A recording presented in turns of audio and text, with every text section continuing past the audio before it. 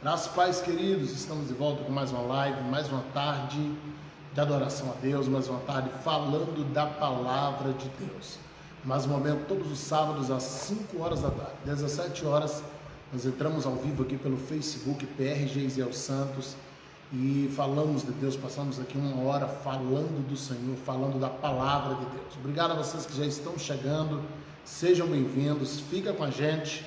Daqui a pouquinho, terminando essa live, que essa live é colocada também no YouTube, segue a gente lá, tá bom? Se inscreve, curte o canal, ativa o sininho, PR Geisiel Santos no Facebook, no YouTube e no Instagram, tá bom? PR.Geisiel Santos, já procura a gente aí e já acompanha. Todos os sábados, 5 horas da tarde, estamos ao vivo, sempre com um tema diferente. Hoje é a live de número 43, começamos desde o início da pandemia e nós vamos aí até o finalzinho de janeiro.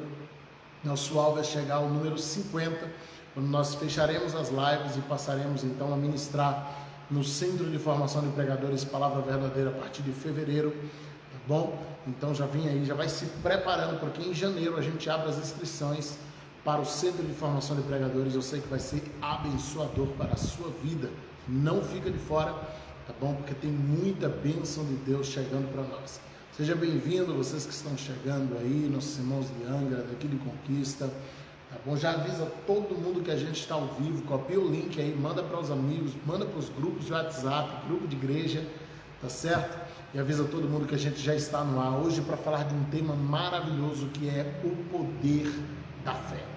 É um tema mais que especial, falando sobre o poder da fé, o poder dessa arma poderosa que Jesus nos deu, que Jesus nos confiou e que Ele nos atribuiu como uma ferramenta de bênção. A fé é o meio pela qual nós adquirimos bênção, é o meio pela qual nós alcançamos a salvação, é o meio pela qual a gente se aproxima de Jesus. A Bíblia diz que é necessário que quem se aproxima de Deus, primeiro creia que Ele existe e segundo creia que Ele é galardoador daqueles que o buscam. Então a fé é um pré-requisito para primeiro nos aproximarmos de Deus. Tudo que surge a partir daí começa por meio da fé.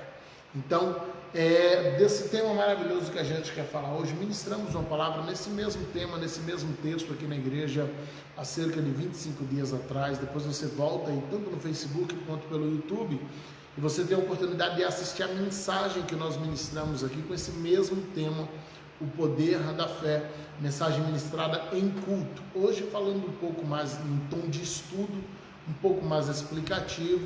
Eu tenho certeza que será bênção também, assim como Deus falou poderosamente naquela noite de domingo aqui na IPR-GVC. Tá certo? Então vamos meditar na palavra de Deus. Lê Lucas capítulo 8, versículos 43 ao 48, o texto da mulher do fluxo de sangue, muito conhecido pela igreja. Lucas capítulo 8, versículos 43 ao 48. Uma mulher que tinha um fluxo de sangue havia 12 anos e gastara com os médicos todos os seus bens e por nenhum pudera ser curada. Chegando por detrás dele, tocou na orla do seu vestido e logo estancou o fluxo do seu sangue. E disse Jesus: quem é que me tocou? E negando todos, disse Pedro e os que estavam com ele: mestre, as multidões te apertam e pressionam. E dizes: quem é que me tocou? E disse Jesus: alguém me tocou, porque bem conheci que de mim saiu poder. Então, vendo a mulher que não podia ocultar-se, aproximou-se tremendo e prostrando-se ante a ele, e declarou-lhe diante de todo o povo a causa por que lhe havia tocado e como logo sarara. E ele lhe disse: tem bom ânimo, filha, a tua fé te salvou, vai em paz. Amém? Texto de Lucas capítulo 8, versículos 43 e 44, até o versículo 48, e que fala dessa mulher do fluxo de sangue, também descrita nos demais evangelhos. Queridos, é impressionante o que essa mulher consegue no meio de uma multidão. É impressionante a maneira como ela se empenha e ela acredita em seu milagre. Jesus ele está caminhando nessa ocasião aqui, ele está indo para a casa de Jairo. Jairo havia pedido uma visita porque sua filha estava doente e viria a morrer logo na sequência, a qual Jesus também ressuscitou.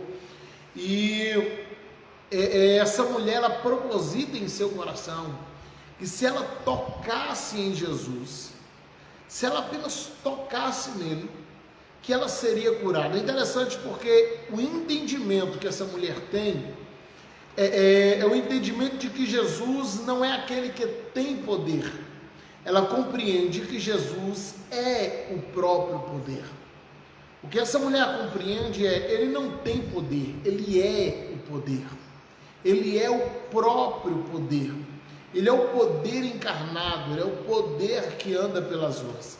E essa compreensão dela vai permitir que ela viva um dos maiores milagres já descrito na Bíblia. Porque o que essa mulher acredita e a forma como ela acredita vai permitir a ela viver o sobrenatural.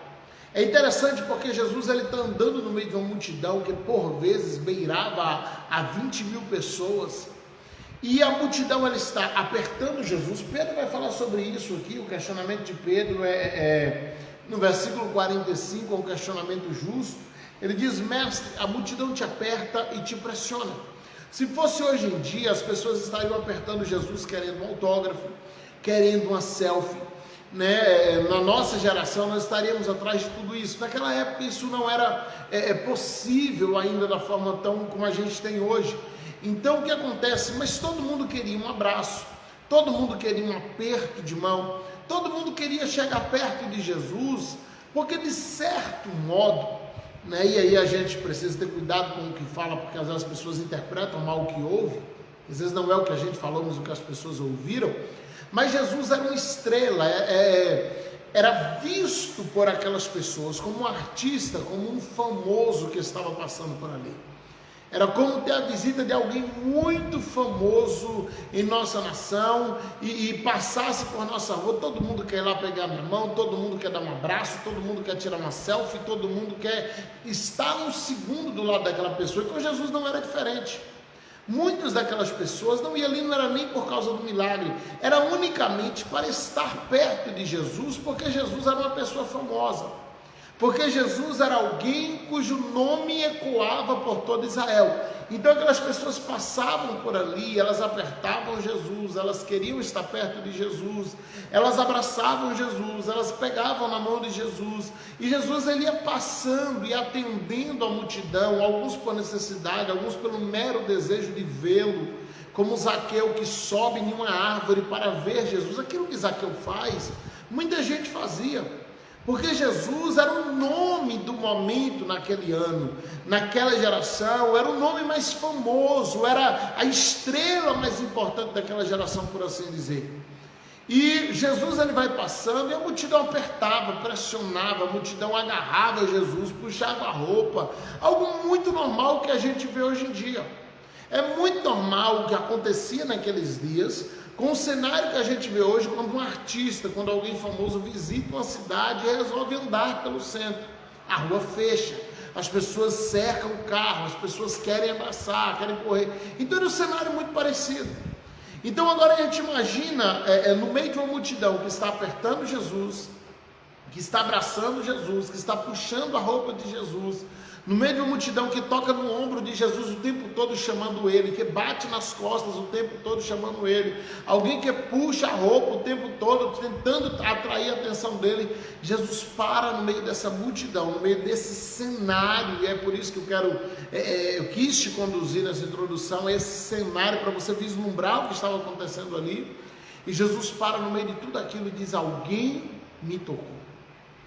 É uma frase, no mínimo, colocando em parâmetros normais, se não fosse Jesus falando, a gente diria uma frase insana, de alguém que está perdendo a sanidade, está perdendo o juízo. Como é que no meio de uma multidão que está apertando ele o tempo todo, ele para e diz: olha, alguém está me tocando, alguém me tocou aqui. E aí olha para um e para outro e diz: quem foi que me tocou? E a multidão começa a dizer: não foi eu, porque está todo mundo tocando, por que alguém vai assumir a bronca? E aí Pedro, ele tenta chamar a atenção de Jesus no versículo 45 de Lucas 8, e ele vai dizer assim: olha, a multidão te aperta, a multidão te pressiona, a multidão te agarra de tudo quanto é jeito, a multidão está puxando tua roupa, a multidão está batendo em teu ombro o tempo todo te chamando. Como é que o Senhor quer achar quem foi que te tocou? Como é que nós podemos localizar no meio da multidão quem te tocou? A resposta é muito simples, né? A resposta que Pedro poderia dar para Jesus naquele momento era muito simples: mestre, todos te tocaram, todos aqui te tocaram em algum momento, todos aqui te apertaram em algum momento, todos aqui tocaram em suas vestes em algum momento. E Jesus vai dizer: não, mas alguém tocou diferente, porque eu senti que saiu poder de mim. O que Jesus está dizendo é: todo mundo está me tocando, todo mundo está apertando, mas alguém acabou de arrancar milagre de mim. Alguém acabou de arrancar poder de mim. Sabe, a história dessa mulher é diferente, porque assim, todos os cenários que a gente vê de milagre na Bíblia pessoas pedindo um milagre a Jesus, e Jesus vai lá e ministra o milagre sobre aquelas pessoas. As pessoas se aproximavam e pediam: mestre, tem como o Senhor me curar? O Senhor pode me curar? E Jesus dizia: vai, eu te curo, você está curado, tua fé te salvou. Mas essa mulher não pede, ela arranca o milagre, ela suga o milagre de Jesus. E Jesus está dizendo: alguém me tocou diferente, porque saiu poder de mim. Alguém arrancou o poder de mim, foi um toque especial. Por quê? Porque através desse toque, essa mulher conseguiu arrancar de mim um milagre. Essa pessoa conseguiu arrancar de mim algo especial. E no meio daquele cenário, aquela mulher percebe que ela está sendo descoberta, que Jesus não vai deixar o caso passar. O versículo que segue adiante, no 47, diz exatamente isso. Ela percebeu que ela não ia conseguir se esconder. E ela se aproxima com muito medo. Ela se prostra diante de Jesus. E ela revela o seu plano de tocar nas vestes dele.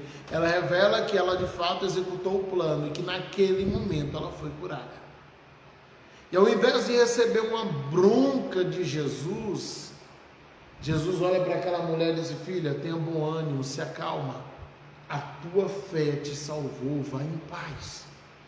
Leonardo, tem muita gente querendo tocar em Jesus de qualquer jeito, por isso muitos não têm recebido seu milagre. É exatamente isso. Então Jesus disse: se acalma, tenha bom ânimo, vai em paz, a tua fé te salvou. Jesus está dizendo: olha, o milagre que você acabou de receber aqui é fruto de uma fé que você cravou no teu coração. Queridos, entenda algo: o tamanho da nossa fé, ou a medida da nossa fé, vai determinar o nível do milagre, ou a dimensão do milagre que você vai receber de Deus. O nível da tua fé vai determinar o milagre, o tamanho do milagre, a dimensão do milagre. Porque observe que Jesus ele vai tratar, e em toda a Bíblia, ele vai atribuir às pessoas a responsabilidade pelo milagre.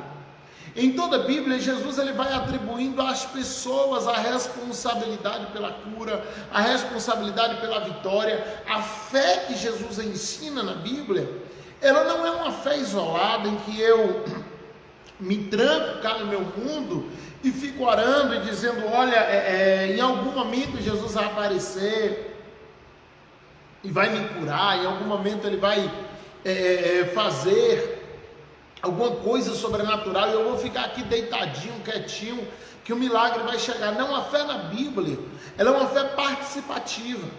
A fé que Jesus ensina, a fé que a Bíblia ensina no Novo Testamento como um todo, é uma fé em que eu faço aquilo que me cabe, eu faço aquilo que está no meu alcance, e Jesus vai fazer aquilo que eu não posso fazer. Eu faço aquilo que é a minha medida fazer, e Jesus vai fazer aquilo que eu não tenho condições de fazer. Então a fé bíblica, ela é uma fé participativa. Ela é uma fé em que eu sou incluído no processo de cura. Jesus não quer que a gente cruze o braço, caia e fique esperando o milagre cair do céu. Não. A fé da Bíblia é uma fé participativa, e Jesus ele vai atribuindo isso a todos os milagres que ele foi fazendo, que foi acontecendo em seus dias. Olha o que diz Mateus capítulo 11, versículo 12. Mateus capítulo 11, versículo 12. E desde os dias de João Batista até agora, se faz violência ao reino dos céus, e é pela força que se apoderam dele quem? Do reino dos céus. Jesus está dizendo, o reino dos céus, ele é tomado à força, o reino dos céus, ele é tomado com violência. Olha que frase pesada.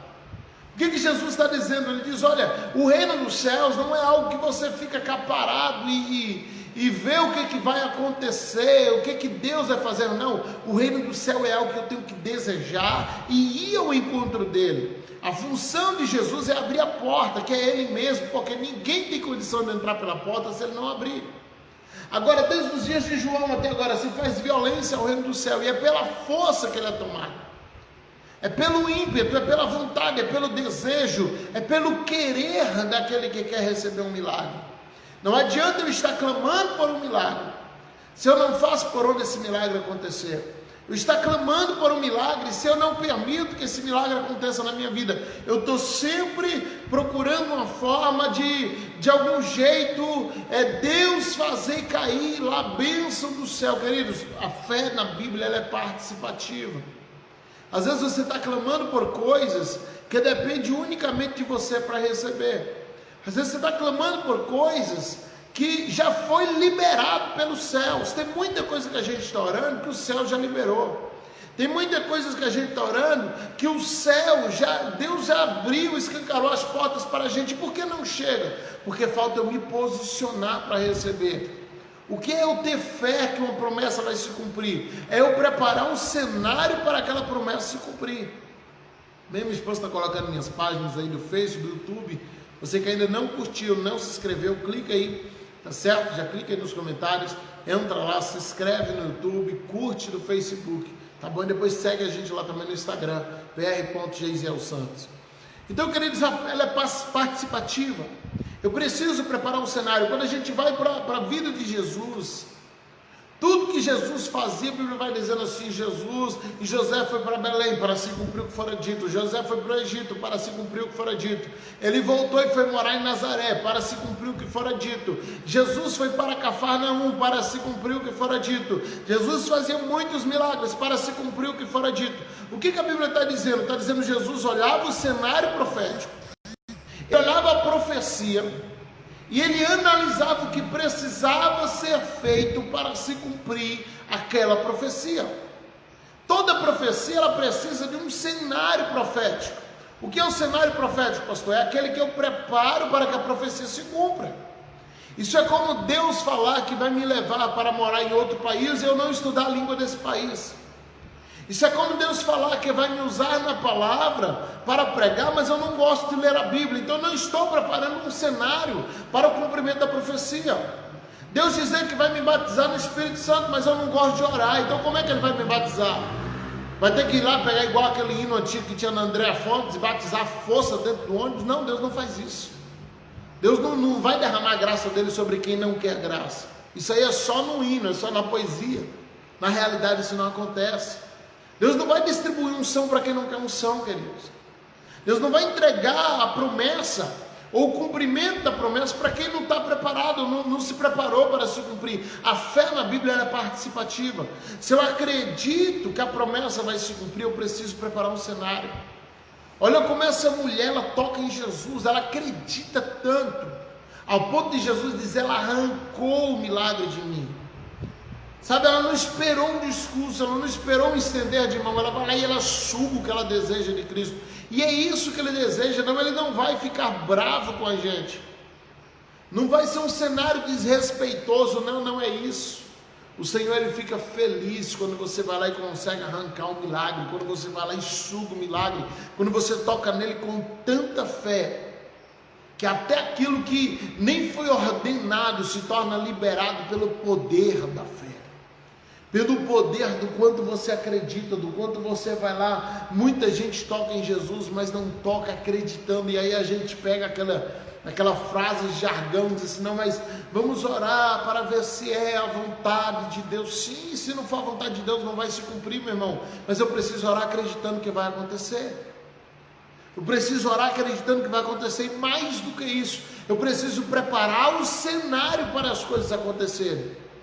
Eu preciso preparar o cenário para que a profecia se cumpra. Eu preciso preparar o cenário daquilo que depende de mim. sabe, daquilo que depende, que está no meu alcance. Tem coisas que Deus já prometeu, tem promoções no trabalho que você está orando, que Deus já liberou para você. Pastor, se Deus liberou, se saiu edito de Deus, a última palavra é dele, então tem que acontecer. Não. Às vezes, para você chegar naquele cargo, você vai precisar fazer um curso rápido de 3 meses, que já teve inúmeras oportunidades e Deus vai preparando e você se nega a fazer. Não, eu estou aqui porque um dia Deus vai bradar e vai me colocar no cargo, mas o cargo exigiu uma preparação técnica e você não gosta de estudar. Então tem coisas que não vai adiantar eu orar, tem coisas que não vai adiantar eu buscar, porque de repente aquilo exige de mim, numa atitude de fé, preparar o cenário. Quem já assistiu aquele filme O Fazendeiro e Deus? É um filme fantástico, quem nunca assistiu eu recomendo, não sei se tem no YouTube.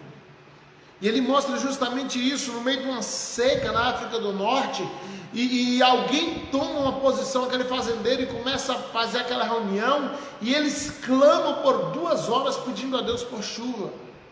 E durante 2 horas aqueles fazendeiros oram e clamam a Deus dizendo: chuva, queremos chuva, Deus, nós não temos o que comer, manda chuva sobre a nossa cidade.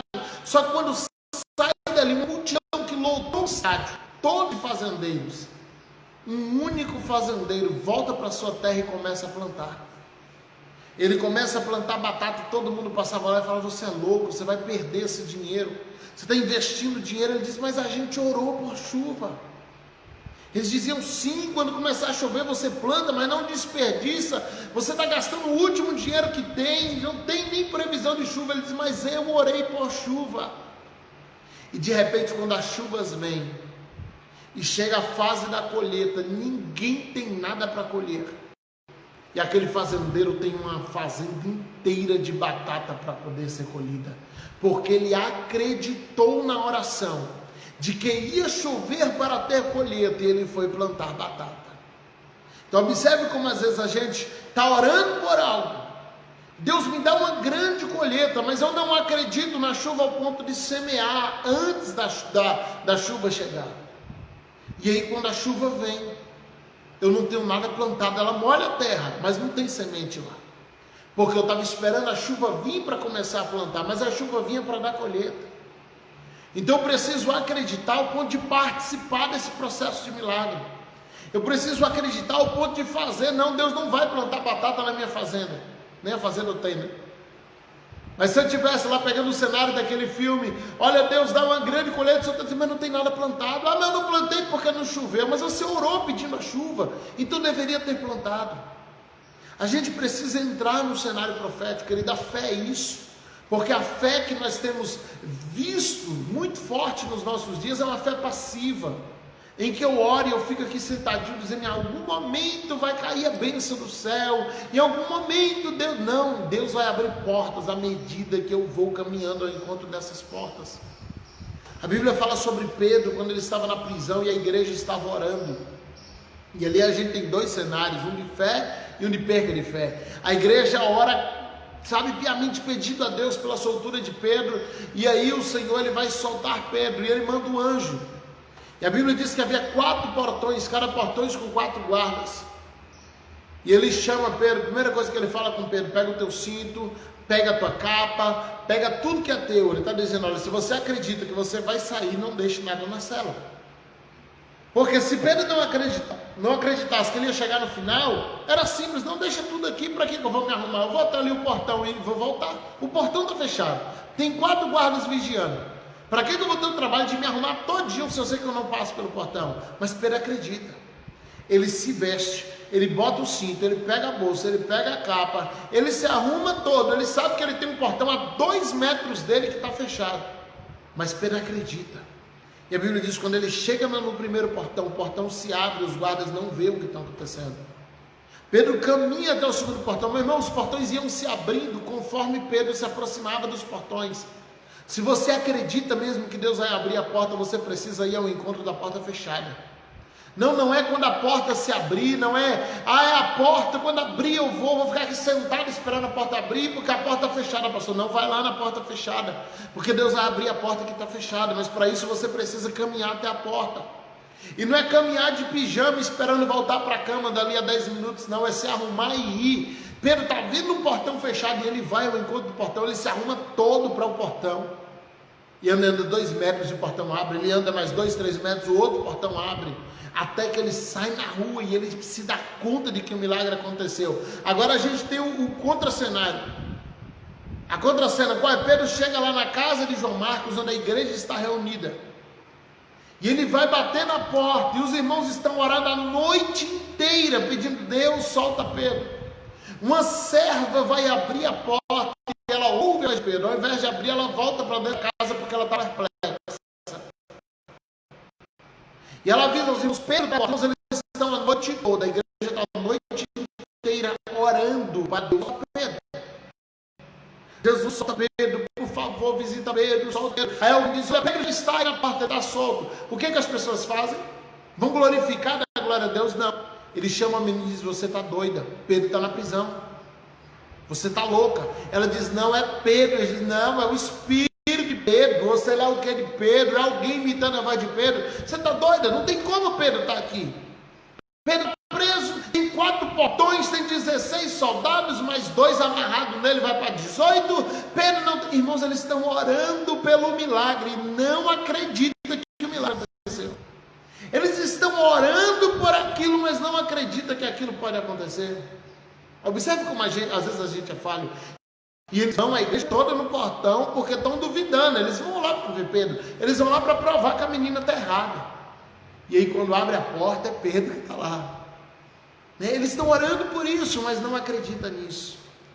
Então não adianta eu orar e fingir que eu tenho fé, porque eu mudo a voz na oração, mas na verdade não estou acreditando, ao ponto de alguém dizer: o milagre aconteceu, dizer: não, você está doido, não tem como. Mas você está orando por isso, você está clamando por isso. Então a fé é participativa. Eu preciso ir me arrumar acreditando que a porta vai abrir, eu preciso acreditar e abrir a porta acreditando que Pedro chegou. Eu preciso tomar atitudes que comprovem a fé que eu verbalizo. Não adianta eu dizer que eu tenho fé. Tiago fala sobre isso. Não adianta eu dizer que eu tenho fé se eu não consigo comprovar essa fé com ações.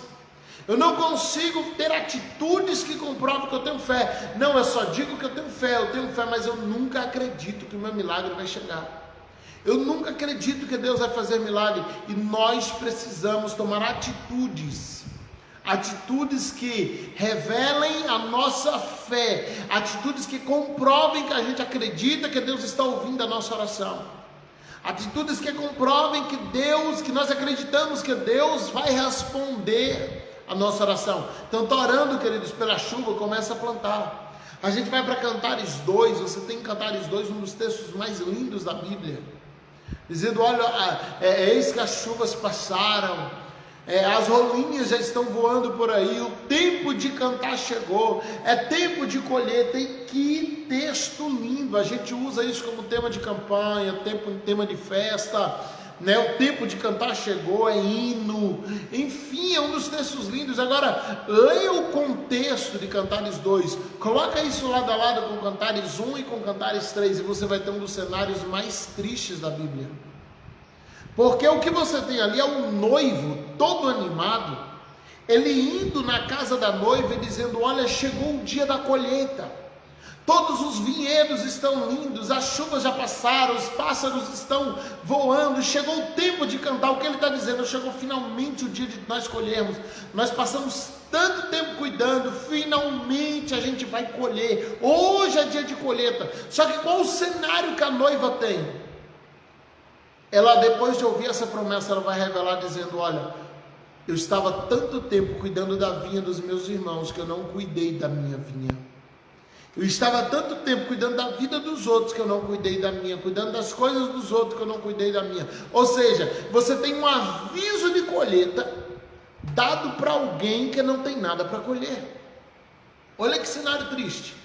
O noivo, ele dá esse aviso com toda a alegria do mundo. Por quê? Porque a vinha dele está linda, está florescida, mas a vinha dela está seca, a vinha dela está deserta, a vinha dela está abandonada, porque ela estava cuidando da vinha dos seus irmãos.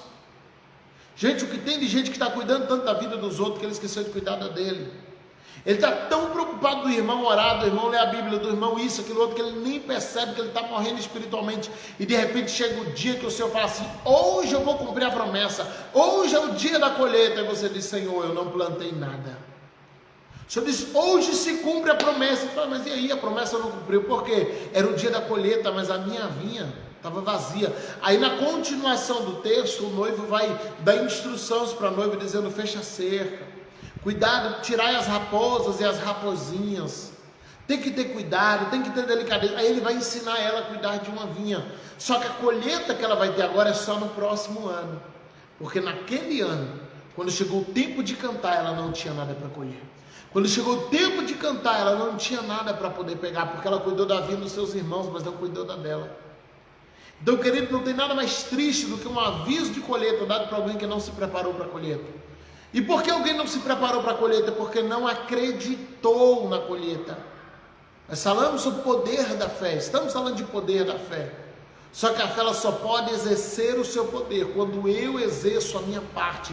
A fé ela só pode efetuar o milagre quando eu faço algo em prol desse milagre. Quando eu acredito ao ponto de se jogar em prol desse milagre. Quando eu simplesmente faço uma fé passiva, não, eu estou orando e vai acontecer. Não, Deus não participa assim. Deus não atua assim. Se a gente conseguir aqui passar num cenário, a gente vai para Lucas 7, versículos 48, 49 e 50... A gente vê uma mulher que entra na casa de Simão, se joga nos pés de Jesus, quebra um vaso de perfume, e Jesus vai dizer para ela: a tua fé te salvou. Sabe, ele não atribui nem a ele a salvação, ele diz: foi a tua fé, foi a forma como você acreditou. Olha o que diz o cego Bartimeu, Marcos 10, versículo 52, Jesus olha para esse homem e diz: a tua fé te salvou. E depois de Jesus dizer isso, a Bíblia diz que ele viu. Qual o cenário que a gente encontra em Bartimeu? Bartimeu está gritando, dizendo: Jesus, filho de Davi, tem misericórdia de mim. Alguém se aproxima dele e diz: olha, o mestre está incomodado, para de gritar.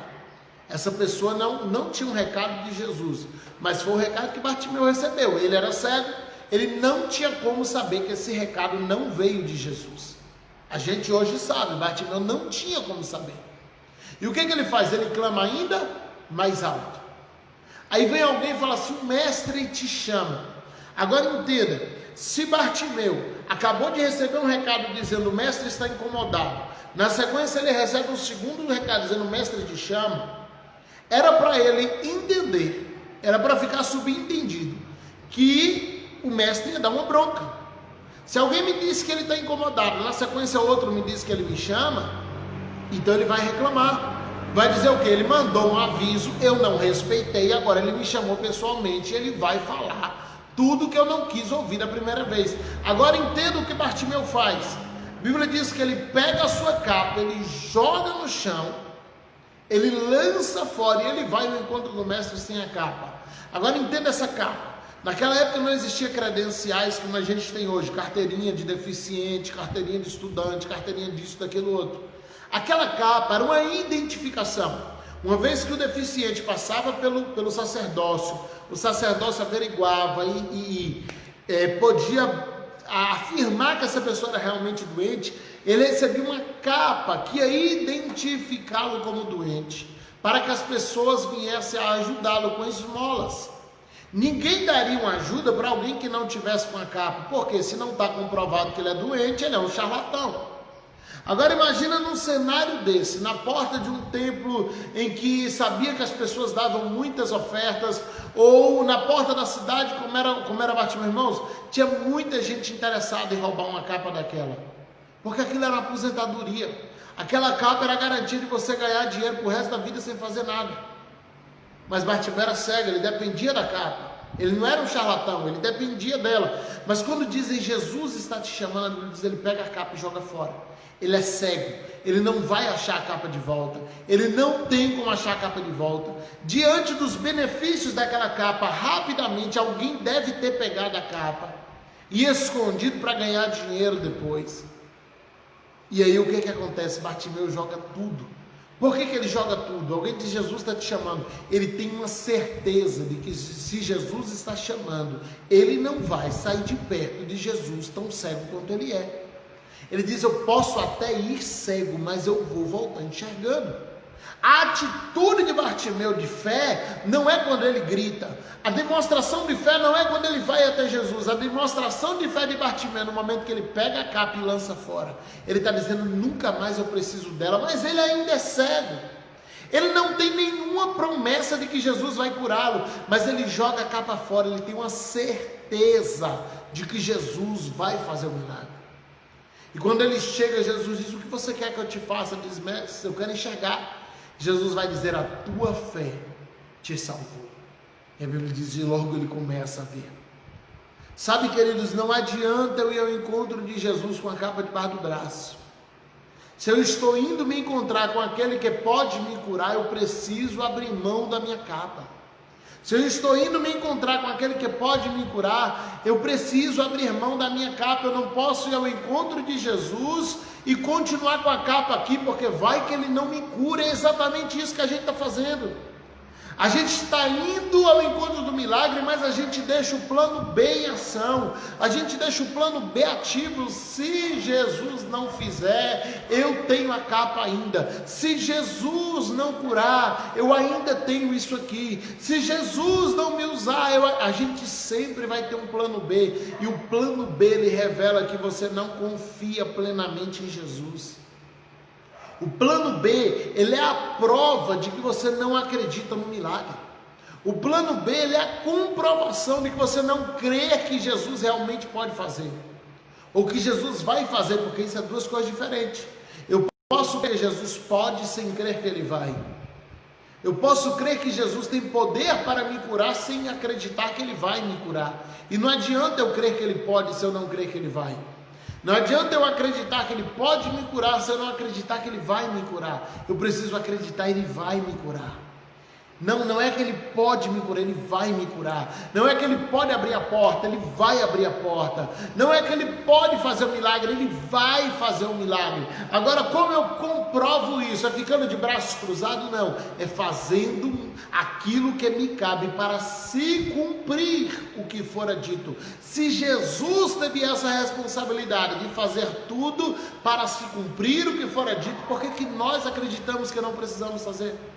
Se Jesus preparava o cenário para a profecia se cumprir, por que nós não queremos fazer ou achamos que não precisamos fazer?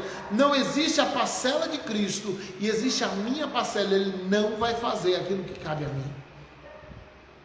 Ele não vai fazer aquilo que é minha responsabilidade. Para se cumprir o que fora dito, eu preciso fazer o que é da minha responsabilidade fazer.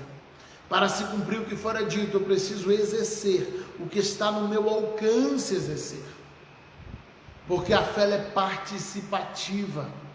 A fé é comprovada por atitudes.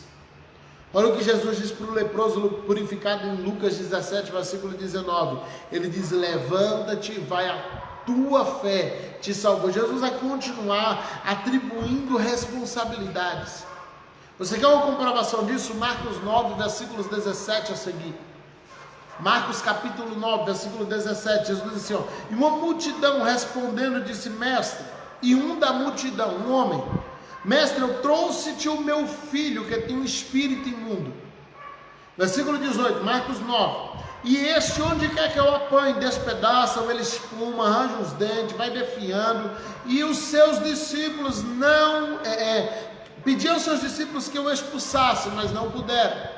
Obrigado, filho, colocando aí as referências. Versículo 20, e trouxeram-no, quando ele o viu, logo o espírito agitou com violência, caindo endemoniado por terra, revolvia-se espumando. E aí Jesus pergunta ao pai, esse versículo 21, e perguntou Jesus ao pai, quanto tempo há que lhe sucede isso? E ele disse, desde a infância, desde que ele era pequenininho. E muitas vezes tem lançado no fogo e na água para destruir. Agora olha o final do versículo 22. Esse pai, ele vai falar com Jesus assim, se tu podes fazer alguma coisa, tem compaixão de nós e ajuda. Ele olha para Jesus e fala assim, Jesus, se você puder, se tem condição, se tu podes fazer alguma coisa, ele está dizendo, se tem alguma coisa que tu podes fazer, me ajuda. Se tem alguma coisa que está no teu alcance fazer, isso aqui é a oração que a gente faz achando que é reverência. Olha, Deus, se for da tua vontade, olha, Deus, se tu puderes. Olha, a gente acha que isso é reverência. Não, queridos, isso repugna em Deus. O Senhor não está interessado nesse tipo de oração. Olha a resposta que Jesus vai dar no versículo 23. E Jesus disse-lhe: se tu puderes crer, se você acreditar, tudo é possível ao que crer. O que ele diz no 22? Se tu puderes, faz um milagre. Se tu puderes, faz Jesus dizer: a responsabilidade não é minha, é tua. Se você conseguir acreditar, tudo é possível ao que crer. Jesus está dizendo: não é responsabilidade minha acreditar por você pelo milagre, não, é você que tem que acreditar. É você que tem que crer. Se você puder crer, ele está dizendo: Jesus, se tu puder fazer um milagre. Jesus diz: não, é se você puder crer. A responsabilidade pelo milagre é sua. Quem vai definir o tamanho do milagre é a tua fé. Se você puder acreditar, tudo é possível ao que crer. Aí, se você continuar no texto, aquele homem, ele entende, ele pedir por si mesmo. Pedir pelo menino, e ele começa a pedir por si mesmo. Até então ele está pedindo: cura meu filho, se tu pode curar meu filho. E Jesus diz: não, o problema não está no filho, o problema está no pai, é você que tem que acreditar. Aí ele para de orar pelo menino, ele faz uma outra oração, ele fala assim: Jesus, primeiro ele diz: eu creio. Depois ele diz: me ajuda na minha incredulidade. O que ele está dizendo? Primeiro, eu já entendi que a responsabilidade é da minha fé. Segunda coisa que ele entendeu: eu não tenho fé suficiente para acreditar nisso. Eu não tenho fé suficiente para acreditar nesse milagre. Só que aí, ao invés de orar pela criança, aquele pai começa a orar por si mesmo. Ele começa a dizer: me ajuda na minha incredulidade. Ele está dizendo: me dá fé. Por que ele não está pedindo mais um milagre? Ele está pedindo fé. Porque ele entendeu que se ele tiver a fé dele restabelecida, o milagre é consequência da fé. Então, no momento que ele entende isso, ele para de orar pela criança, ele começa a orar por fé. Ele diz: Senhor, me ajuda na minha incredulidade, me dai mais fé. Ora, mas não foi para o filho que ele veio pedir oração? Não foi pelo filho que ele veio pedir um milagre? Mas esse pai compreendeu algo que a gente não entendeu até hoje. Ele compreendeu as palavras de Jesus no versículo 22, e ele para de orar pela criança, ele começa a orar por si mesmo, dizendo: me dai mais fé, me ajuda na minha incredulidade. Porque ele entende, eu entendi, eu compreendi, Jesus, se o Senhor me der mais fé, o fato de eu ter fé, meu filho vai ser curado. E o problema é que eu não tenho fé suficiente, então eu vou orar por fé. Me dai fé, Senhor, aumenta a minha fé, me ajuda na minha incredulidade. A Bíblia diz: Jesus vai lá, expulsa o espírito. O menino dá um apagão, depois levanta 100% liberto e curado. Por quê? Porque aquele pai compreendeu e teve a sua fé restabelecida. Então, queridos, tem muitos milagres pelo qual você está orando há muito tempo e que ainda não aconteceram, porque você não consegue acreditar o suficiente nisso. E como é que eu posso dizer que eu não acredito nesse milagre? É porque eu não abro mão da capa, eu não abro mão do plano B. Eu não abro mão do plano B, eu não abro mão daquele plano de, se não der certo com Jesus, já tenho isso aqui marcado. Não, eu preciso me desfazer de tudo. Se eu acredito no milagre, eu preciso me entregar para Jesus e viver um cenário de milagre. Viver um cenário onde o milagre pode acontecer. A fé na Bíblia, ela é participativa. Eu tenho uma participação no meu milagre. E de que forma eu participo do meu milagre? É por meio da fé, exercendo a fé, vivendo a fé. É andando por meio de fé e não por vista. Segunda forma de eu participar do meu milagre: eu indo ao encontro do milagre. Observe que aquela mulher, ela chega no meio de uma multidão e ela arranca o milagre de Jesus. Todo mundo tocou em Jesus, todo mundo abraçou Jesus, todo mundo pegou na mão de Jesus, todo mundo passou a mão na roupa de Jesus. Mas uma mulher toca nele de um jeito tão especial que ela arranca o milagre. Ela cumpre o texto que a gente falou aqui de Mateus 11:12, que o reino dos céus é tomado à força, que se faz violência ao reino dos céus. A gente precisa acreditar no milagre ao ponto de ir ao encontro dele. A gente precisa acreditar no milagre ao ponto de preparar um cenário para esse milagre acontecer. De preparar um cenário para o milagre acontecer. Eu tenho minha esposa como exemplo disso. Que ela, quando ela desejou tanto a Deise, que hoje está com a gente aí com 9 meses, acabou de completar, né? E ela sem estar grávida, sem estar nada, na verdade de luto ainda, pela morte da Geisiele, e no período de luto, o resguarde dela, ela aproveitou para fazer roupinhas de menina, fazer sapatinhos de crochê. E quando a Deise nasceu, 1 ano e meio depois, eu brincava dizendo, é uma centopeia, porque eu nunca vi tanto sapato. E porque ela fazia tanto sapatinho, no luto da que perdeu. E eu ficava olhando aquilo dizendo assim, deve estar em depressão, faz parte, porque meu Deus, eu não sei se ela tem condição de entrar aí, se ela puder entrar aí, dá um sinal. Né? Falando de fé, hoje era bom você dar uma entrada aqui. Não sei como é que está lá em casa, lá, cuidando do bebezinho que desde às vezes está chorando. Mas era vivendo o luto de uma perca e se preparando para a próxima. Sabe, queridos, quando você acredita, você não para, você continua plantando, você continua semeando. Você continua fazendo com que o milagre possa se cumprir. Se você acredita, você tem que preparar um cenário, você tem que preparar, sabe, o cenário profético tem que ser preparado por nós, para que o Senhor venha e cumpra a profecia. Eu preciso ir ao encontro do milagre. Se eu acredito na chuva, eu vou plantar, porque eu acredito que a chuva vai vir, vai me dar colheita. Imagina Noé construindo uma arca por 100 anos, 100 anos, Noé construindo uma arca. Alguns vão brigar que foi 80, outros vão dizer que foi 120, para no 100 que acaba a confusão, né? Fica no meio. Estamos 100 anos construindo uma arca. A Bíblia vai dizer que nem chovia. Posso te chamar aí, filha? Tem como? Se vai dar um toque aqui, se a Deus não estiver chorando. Nem chovia naquela época, um orvalho subia da terra e molhava as plantas. Nunca havia chovido. E um homem passa 100 anos construindo uma arca dizendo vai chover, porque Deus falou que vai chover. Sabe, isso é acreditar na promessa, meu irmão. Quem acredita no dilúvio constrói a arca. Quem acredita no dilúvio constrói a arca. A gente precisa acreditar a ponto de preparar um cenário profético, a ponto de preparar um cenário onde a profecia possa se cumprir. A maneira como você toca em Jesus vai determinar se você vai receber um milagre ou não. A maneira como você toca em Jesus vai determinar se você vai receber esse milagre ou se você é só mais um. Sabe que está passando, está orando, está clamando, mas que o milagre nunca vai chegar. Aí dizendo, eu vi, eu estou indo na prova, não, Deus não chamou aí para ver. Um dia essa prova tem que passar, irmão. Nem que venha outra prova, mas pelo menos troca de prova. Não dá para viver a mesma prova a vida toda. Um dia a gente tem que passar na prova, vai ter outras provas, sim. O período de aula é assim, a gente passa na prova e começa a se preparar para a próxima prova, faz parte da preparação. Mas sabe, a gente tem que estar preparado. A gente tem que preparar um cenário para esse milagre acontecer. Faça algo por seu milagre. Faça algo por seu milagre. Faça algo para esse milagre se cumprir. Prepare um cenário para esse milagre acontecer. Faça algo para a profecia se cumprir. Faça algo para a profecia acontecer. Eu preciso acreditar ao ponto de preparar o cenário. Eu preciso acreditar ao ponto de preparar um cenário onde Deus tenha condições de fazer um milagre em minha vida, queridos.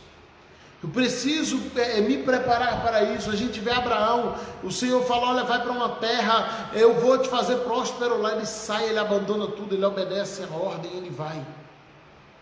A gente vê Moisés cumprindo a ordem de Deus, indo enfrentar Faraó, no meio de um cenário desértico, mas ele faz tudo, ele acredita no milagre. Quando a gente vai para Isaac, quando ele está em Gerar, e a gente vê uma seca gigantesca, a Bíblia diz assim, Gênesis 40, se minha memória não me trai agora, todo mundo descendo para o Egito, porque havia grande seca em Gerar, e o Senhor fala para Isaac, não desça para o Egito, se você ficar, eu te faço próspero aqui. Mas está seca. Isaac vivia da agronomia, Isaac vivia da plantação, ele vivia da agricultura, melhor dizendo. Como eu posso dizer que eu vou ficar nessa terra e vou ser próspero se eu preciso da agricultura e está numa seca, a cidade está indo embora? E a Bíblia vai dizer que Isaac não só ficou, mas ele começa a plantar. Ele começa a plantar. E ele vai plantando, e plantando, e plantando, e acreditando.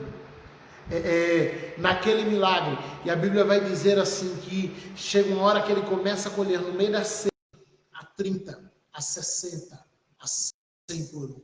Para cada semente, o que dava menos dava 30, a outra dava 60, a outra dava 100 por um. Sabe por quê? Porque Isaac acreditou antes da chuva chegar. Isaac acreditou antes da chuva cair. Isaac acreditou no cenário profético antes que aquela chuva chegasse. A gente precisa acreditar no cenário profético. A gente precisa acreditar. Olha ela aí. Olha, Senhor, gente. Paga o rosto aí pra gente ver. A internet aqui tá um ruído. Quase não tô conseguindo escutar. Assim, livre espontânea impressão para ela conseguir entrar na live, né? Que eu tô tentando puxar já há alguns dias. Amém. Tava aqui ouvindo e me alimentando, né? A fé é o que nos move. Deixa eu tirar aqui, tá dando. A fé é o que nos move, né? Se nós não tivermos fé para agir, Deus não pode trabalhar, né?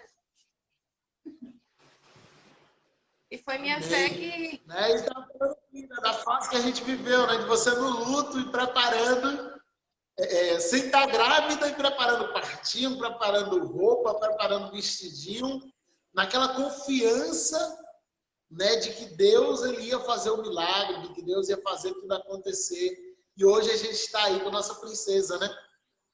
Amém. Isso foi um voto que eu fiz com o Senhor. E eu entendi que naquele momento que eu fiz aquele voto, o Senhor escutou minha oração. Então, já que eu tinha certeza que Deus havia escutado minha oração e a vontade dele ia ser perfeita, ou um sim ou não, mas ele ia me dar, então eu comecei, como você falou na estante, plantar as minhas sementes, né? Quando a chuva viesse, que era o meu milagre, a chuva, a semente já estava plantada. E foi o que aconteceu, né? Eu precisei ficar de repouso durante os 9 meses da gestação da Daisy. E não precisei comprar nada, já estava tudo compradinho.